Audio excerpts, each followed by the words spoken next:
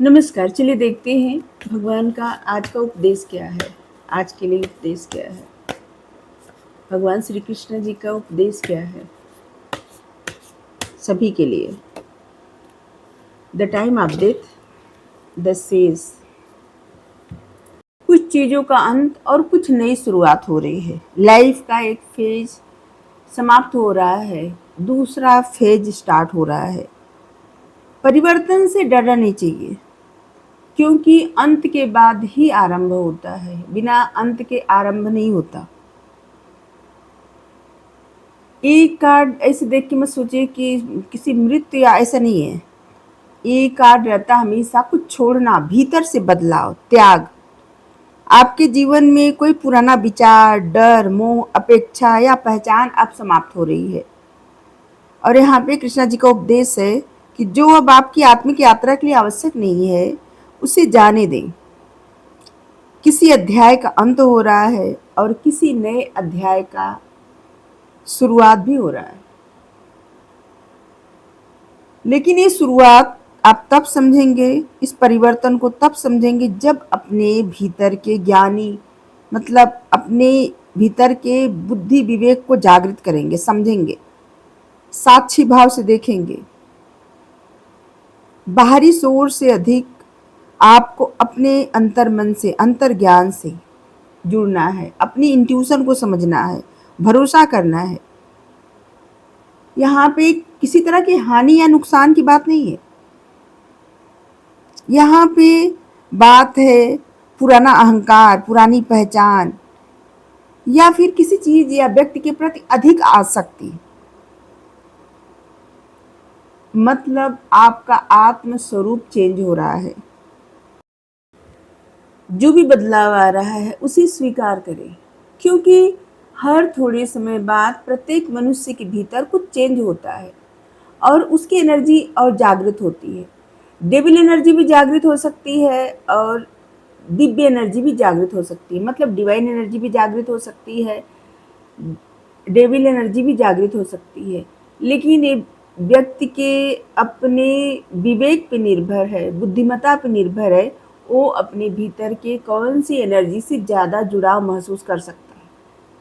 मतलब बहुत ज़्यादा निगेटिव सोचना, बहुत ज़्यादा क्रोध में रहना और ईर्ष्या करना और कंपेयर करना, मतलब इस चीज़ें क्या है, डेविल एनर्जी जागृत होती है। लेकिन डिवाइन एनर्जी, प्रसन्न रहना, दूसरों का भला चाहना, निस्वार्थ प्रेम करना, सिर्फ इंसानों से नहीं, पशु पक्षी जानवर, पेड़ पौधे, प्रकृति में जितने सब कुछ है, निस्वार्थ प्रेम भाव, करुणा, दया, किसी को नुकसान नहीं पहुंचाना, डिवाइन एनर्जी। ये व्यक्ति के अपने विवेक पर निर्भर है कि वो अपने भीतर के कौन सी एनर्जी को जागृत करेगा।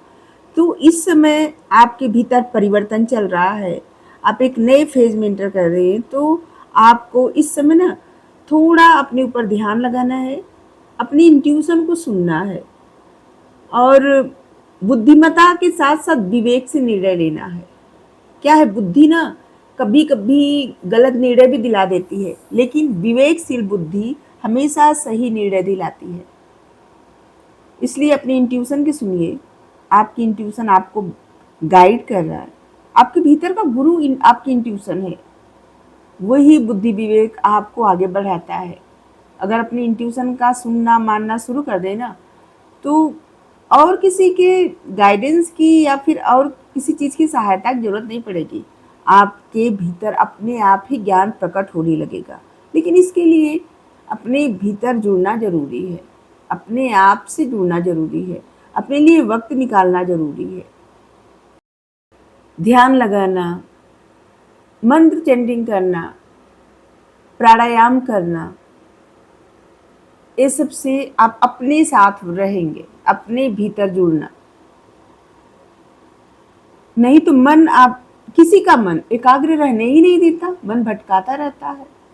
और मन और सांसों का क्यों कहते हैं लोग सांसों पे ध्यान लगाएं?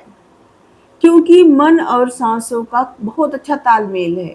सांसें रुकती हैं, मन भी रुक जाता है।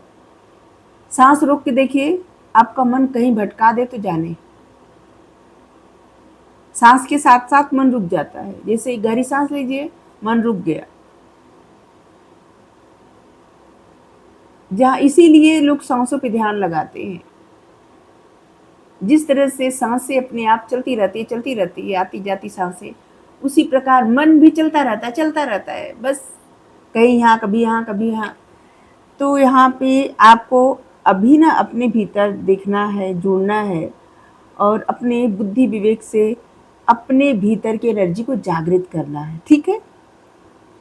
मतलब क्रोध आए, मन शांत करने का उपाय खोजिए। अगर किसी से तुलना करने की इच्छा हो ना, तो अपने आप से तुलना करिए अपनी। लिखते जाइए। लिखने से क्या होता है ना, मन का विकार धीरे-धीरे खत्म होता जाता है। ठीक है? तो आज के लिए इतना ही। Thank you. राधे राधे।